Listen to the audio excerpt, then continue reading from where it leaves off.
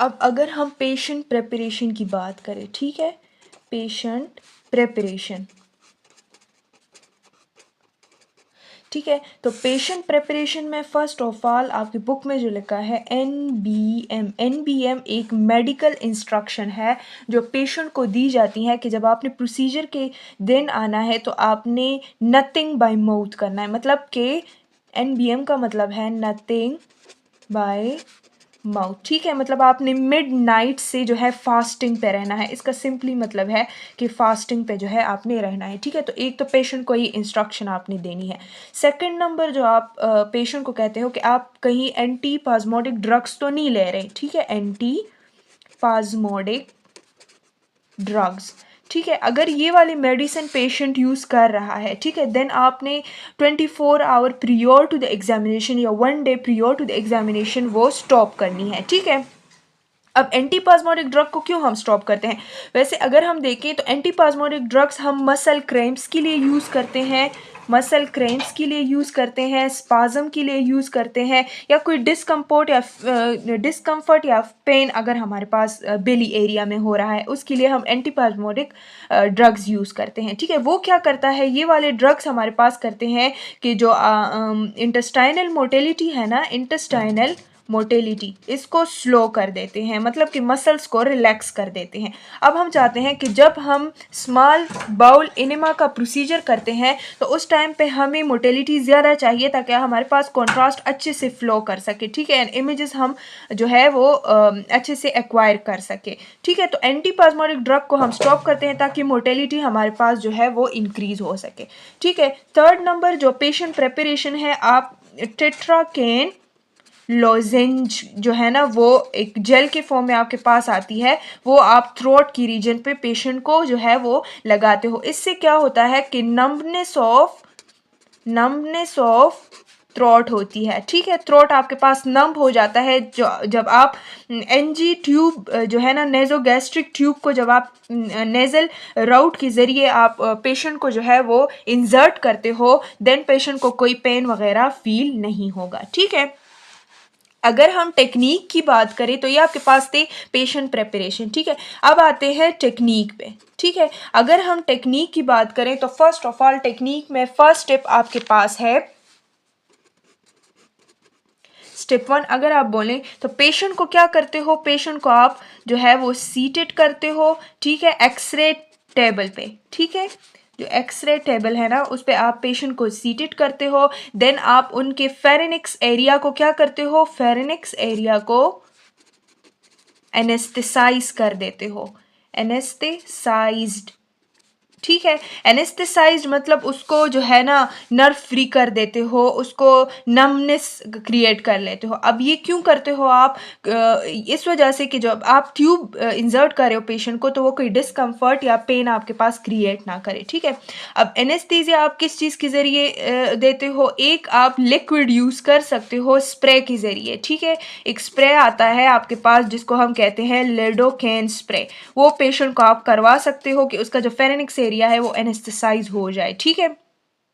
फिर आपके पास एक जेल के फॉर्म में लिक्विड आता है जो है ज़ाइलोकेन जेल, ठीक है, वो भी आप जो है पेशेंट के थ्रोट एरिया पे लगा सकते हो ताकि आपके पास जो फेरेनिक्स का एरिया है वो एनेस्थेसाइज हो जाए, ठीक है।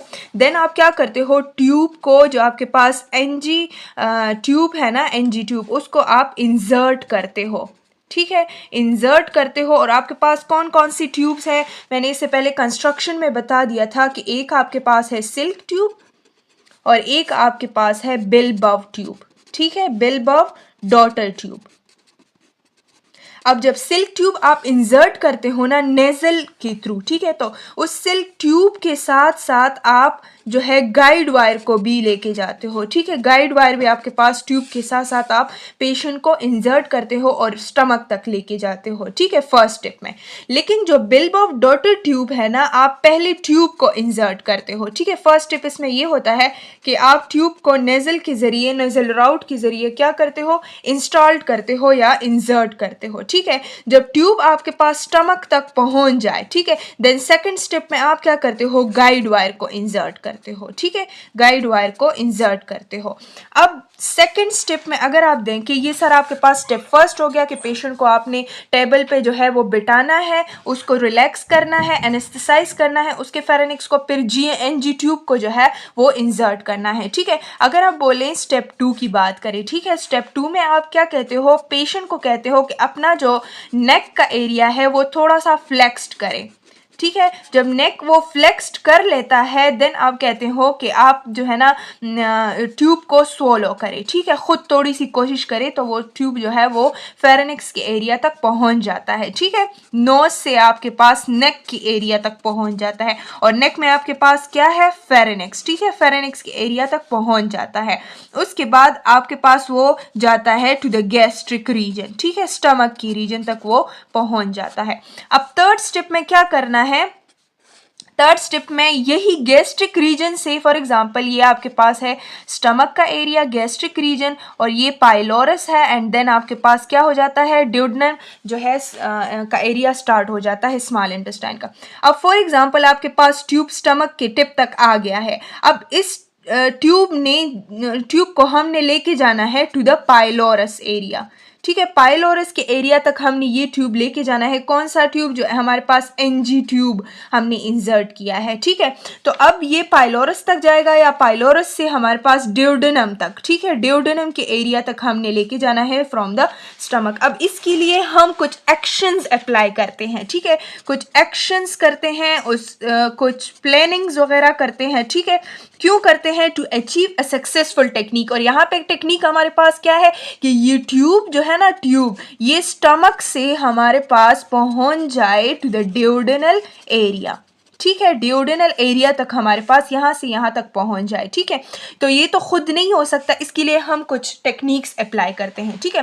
फर्स्ट ऑफ ऑल आप क्या करते हो कि पेशेंट से गाइड वायर, जो गाइड वायर हमने इंसर्ट किया है, ठीक है, गाइड वायर को रिमूव करते हो, गाइड वायर को क्या करते हो, रिमूव करते हो, और पेशेंट को छोड़ देते हो फॉर 20 मिनट्स, ठीक है। तो वो खुद ब खुद पेरिस्टालसिस के जरिए आपके पास जो है ट्यूब ड्यूडेनम तक पहुंच जाता है, ठीक है। अगर ये हमारे पास सक्सेसफुल नहीं हुआ, ठीक है, बास पेशेंट में ये सक्सेसफुल नहीं होता, देन क्या करते हो, पेशेंट को आप लेफ्ट साइड पे लिटा देते हो, ठीक है, लेफ्ट साइड पे जो है ना आप उसको थोड़ा सा टिल्ट कर देते हो। इससे क्या होता है कि आपके जो स्टमक के बबल्स है ना वो एराइज हो जाते हैं, ठीक है, वो एराइज हो जाते हैं टू द एंट्रम एरिया, और आपके पास स्टमक स्ट्रेट हो जाता है। स्ट्रेट होने की वजह से ट्यूब मूवमेंट करके जो है वो ड्यूडेनम तक पहुंच जाता है, ठीक है।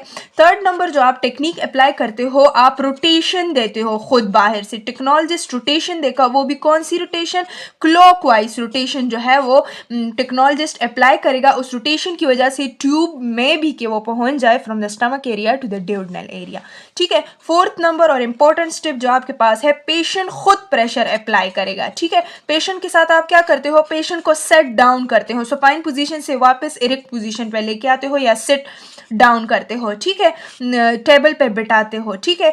तो ये किस लिए आप करते हो, क्योंकि ये ट्यूब में भी यहाँ पे फंडस के एरिया पे कॉइलिंग करे इस तरह, ठीक है। ये ट्यूब यहाँ से फंडस के एरिया पे कॉइलिंग कर सकता है। जब आप उसको बिठाते हो तो आप प्रिवेंट करते हो इस ट्यूब को from coiling into the fundus area और इनटू द स्टमक एरिया, ठीक है।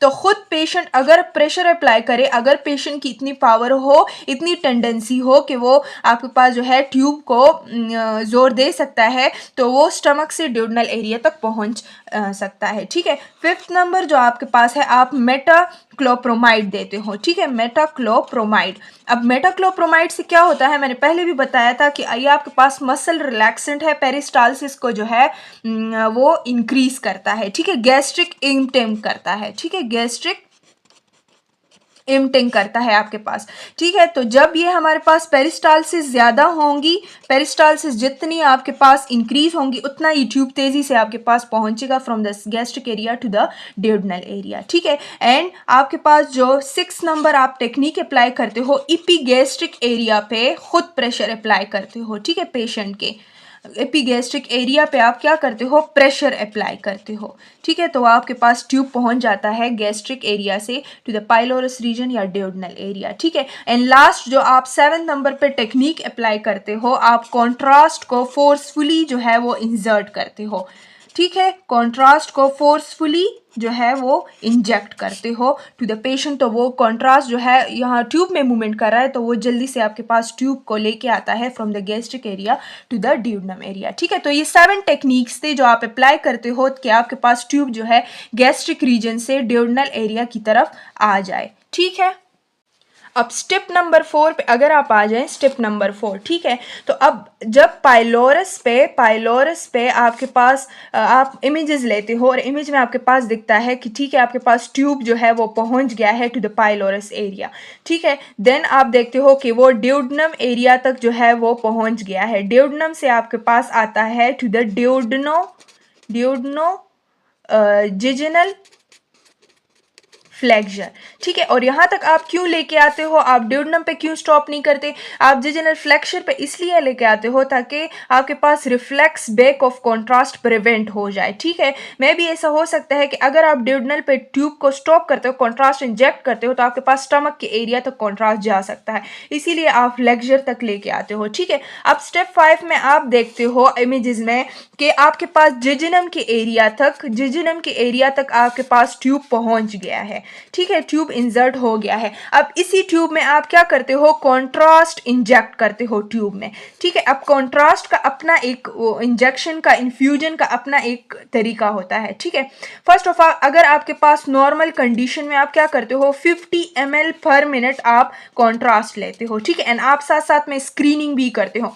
अच्छा, स्क्रीनिंग आप क्यों करते हो साथ साथ में, स्क्रीनिंग का एम क्या होता है, ठीक है। स्क्रीनिंग का एम ये होता है कि आप बेरियम को ट्रेस करें, ठीक है। बेरियम को ट्रेस करें, बेरियम का जो फ्लो है ना, आप देखते हो कि कहीं पे वो ब्रोकन कॉलम्स तो नहीं है, ठीक है। ब्रोकन कॉलम्स का क्या मतलब है, मतलब कि फ्लो हमारे पास जो है इन कंटिन्यूस तो नहीं हो रहा, ठीक है। अगर हमारे पास इन कंटिन्यूस फ्लो है, देन आप क्या करते हो, स्क्रीनिंग जो है ना, आप प्रोसीजर को स्टॉप करते हो, दोबारा से आप कॉन्ट्रास्ट जो है वो देते हो, ठीक है। तो आप यहाँ पे बेरियम ट्रेस करते हो, उसकी फ्लो को देखते हो, ठीक है। अगर आपके पास प्रोग्रेस अच्छा हो रहा है, ठीक है, मतलब कोई फ्लोकुलेशन वगैरह नहीं है, कोई कोगुलेशन नहीं है, कंटिन्यूस फ्लो हो रहा है, देन आप 100 ml पर मिनट जो है ना वो कॉन्ट्रास्ट जो है वो इंजेक्ट कर सकते हो, ठीक है। साथ में आप मिथाइल सेलुलोज भी दे सकते हो, ठीक है। मिथाइल सेलुलोज का मैंने बताया था कि ये हम क्यों देते हैं, फॉर डिस्टेंशन, ये एमसीक्यू पॉइंट ऑफ व्यू से काफ़ी इंपॉर्टेंट है, ठीक है। फॉर डिस्टेंशन आप जो है मिथाइल सेलुलोज देते हो। डिस्टिंक्शन का क्या मतलब है कि आपके पास एक्सपेंशन हो जाए लूप की, ठीक है, ताकि आपके पास जो है वो लूप्स जो है वो खुल जाए इस तरह, ठीक है, स्मॉल इंटेस्टाइन की जितनी भी लूप्स हैं, ठीक है। तो ये जब डिस्टिंक्शन हो जाती है इस कंडीशन में, अब अगर मिथाइल सेलुलोज आपने दे दी, डिस्टिंक्शन हो गई, लूप्स खुल गए, इस कंडीशन में अब आप 500 ml कॉन्ट्रास्ट ले सकते हो, इतना ज्यादा, ठीक है। फर्स्ट इन्फ्यूजन में या फर्स्ट आप बोलस इसको कह सकते हो कि 500 ml आप ले सकते हो, ठीक है। देन आप फ्लो देखते हो, तब तक आप 500 ml बोलस देते हो जब तक वो कोलोन तक पहुंच ना जाए, ठीक है। स्टेप 6 में आप क्या करते हो, स्टेप 6 में आपके पास हम लास्ट स्टेप पे आते हैं कि हम ट्यूब को विदड्रॉ करते हैं, ठीक है, ट्यूब को निकालते हैं, ठीक है। अब अगर हमारे पास हम साथ में रेजिडुअल फ्लूइड को भी एस्पायरेट करते हैं, अगर रह गया है हमारे पास, ठीक है, वो उसको एस्पायरेट करते हैं ताकि हमारे पास कोई एस्पायरेशन ना हो, ठीक है। स्टेप 7 में हम क्या करते हैं, this is the last step, हम रीस्क्रीनिंग करते हैं, ठीक है। अब रीस्क्रीनिंग हम किस लिए करते हैं, रीस्क्रीनिंग हम इलियम की वीविंग के लिए करते हैं। अक्सर ऐसे होता है कि हमारे पास जो टर्मिनल इलियम होता है ना, टर्मिनल इलियम, ये हमारे पास ऑब्सक्योर हो जाता है, इमेज इसकी अच्छी इमेज नहीं आती, ठीक है। तब हम क्या करते हैं, जब हमारे पास ये फुली एम्प्टी हो जाए ये इलियम, ठीक है, और सारा का सारा कॉन्ट्रास्ट जो है वो चला जाए टू द कोलोन, देन हम उस टाइम पे क्या लेते हैं, उस टाइम पे कॉन्ट्रास्ट इमेजेस लेते हैं, ठीक है। तो तब हमारे पास best visualisation of the terminal ileum होती है, ठीक है। अगर हम सारे टेक्निक को चेक करते हैं, इमेजेस को सारों को चेक करते हैं, अगर टर्मिनल इलियम की इमेज हमारे पास अच्छी नहीं है, देन हम ये 7 स्टेप जो है वो स्टेप नंबर 7 जो है ये अप्लाई करते हैं, ठीक है। तो ये था सारा technique about the small ball enema. Hope so आपको टेक्निक की और सब चीज़ों की समझ आ गई होगी। तो नेक्स्ट हमारा जो लेक्चर होगा वो होगा बेरियम इनेमा पे। तो तब तक अपना बहुत सारा ख्याल रखिएगा, दुआ में याद रखिएगा। अल्लाह हाफिज़।